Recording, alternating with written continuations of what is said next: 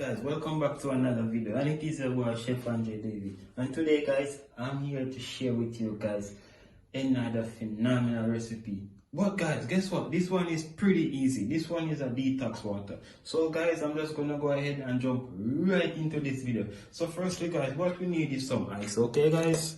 So let me go ahead, put some ice in my cup, okay guys? Then from there, I'm gonna go ahead and add some raspberry guys, okay? And then from there guys, some mint. Alright. And then we wanna go ahead and add some cucumber, few slices of cucumber.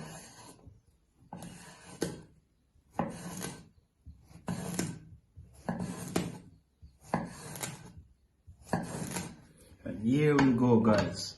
Just gonna go ahead and put our cucumber inside. Just like this. And guess what guys, you want to use filtered water, okay guys? So let me go ahead and apply some filtered water. Wow, this is beautiful guys. And what you want to do guys, you just want to go ahead and give it a nice little stir, okay? Yeah man. And this water guys, you want to drink it throughout the day, okay guys? And leave yourself feeling refreshed.